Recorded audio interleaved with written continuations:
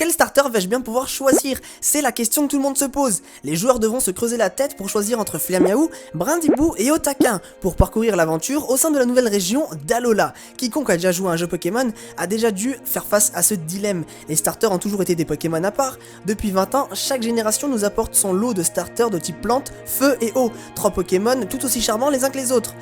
Bon, ça se discute et surtout un trio de choc qui provoque bien des débats. Tout d'abord, il est bon de rappeler qu'il n'existe pas de mauvais choix, puisque le jeu est construit de telle façon que, quel que soit votre choix de départ, eh bien vous rencontrerez tantôt des facilités, tantôt des difficultés. Mais finalement, les starters de base sont-ils si importants que cela? Eh bien je pense que ce qui définira réellement notre choix définitif, c'est bien leur évolution finale. Et oui, puisque finalement votre tout mignon petit starter ne va vous accompagner que pendant une très courte partie de votre aventure.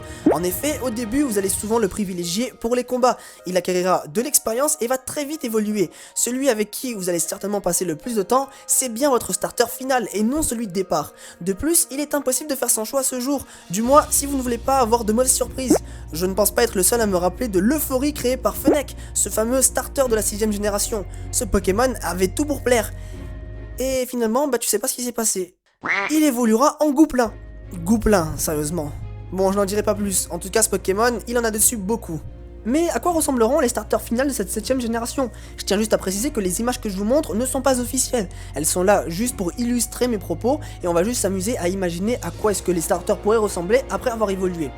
Donc avant ça, vous n'êtes pas sans savoir qu'une nouvelle information a fuité ce week-end, pouvant considérablement changer la donne. Pour ceux qui n'auraient pas remarqué cette information, eh bien le site officiel de Pokémon Lune et Soleil a été mis à jour, et certaines personnes se sont amusées à fouiller dans les codes sources de la page.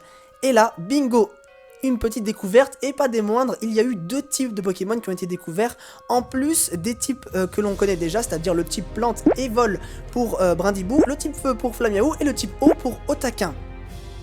Et bien les 2 types qui ont été trouvés sont le type sol et le type combat. Alors on sait déjà que Brindibou est de type plante et vol, donc on s'imagine que ces évolutions seront du même double type. Par contre maintenant il reste à distribuer les types sol et les types combat aux Pokémon Flamiaou et Otaquin. Même si nous avons 2 possibilités qui s'offrent à nous, je pense plutôt qu'on va se pencher sur un type feu et un type sol pour les évolutions de Flamiaou et type eau et combat pour les évolutions d'Otaquin.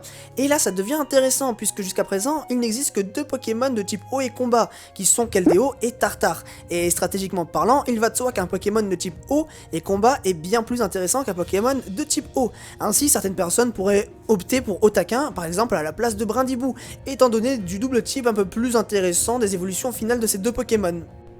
Donc finalement, il y a de grandes chances que le schéma des évolutions finales des starters soit le suivant.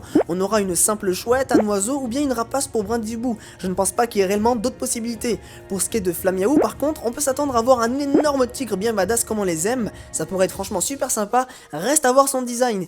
Et pour Otaquin, même si c'est mal parti, ça n'est pas non plus irrécupérable comme je vous l'ai dit. Avec notamment le double type eau et combat qui pourrait être super intéressant et qui pourrait être très bien exploité. Je dirais que son évolution ressemblera certainement à un phoque ou bien un otari. Ça va être chaud, mais t'inquiète pas mon petit, tu vas le faire. Et maintenant je vous propose de regarder cette image qui tourne beaucoup sur internet en ce moment, même s'il est très probable que ce ne soit pas du tout ce que l'on aura au final, c'est plutôt intéressant. On se rend compte qu'en évoluant, eh bien le look super cute de Brindibou, l'air blasé de Flamiaou et le côté un petit peu simplé d'Otaquin ont totalement disparu. On se rend compte que l'évolution de Brindibou semble un petit peu plus agressive, celle de Flamiaou a l'air totalement vénère, et tandis que celle d'Otaquin, eh bien, pour pas changer, elle reste vraiment ridicule. Bon, je suis vraiment méchant avec Otaquin, mais je suis désolé. C'est pas de ma faute. Bon, tout ça pour vous dire qu'il va vraiment falloir être patient et qu'on fera certainement notre choix définitif dès qu'on aura vu leur évolution finale. Et vous, est-ce que vous êtes d'accord avec moi ou bien est-ce que vous ne partagez pas du tout le même avis? Est-ce que vous avez d'autres suppositions? N'hésitez pas à en faire part dans les commentaires. Si la vidéo vous a plu, je vous invite à laisser un petit pouce bleu, à la partager et à vous abonner pour suivre toutes les prochaines vidéos. Dernière question, est-ce que vous êtes plutôt team Brindibou, Flamiaou ou Otaquin? Team Flamiaou en force! Allez, ciao ciao!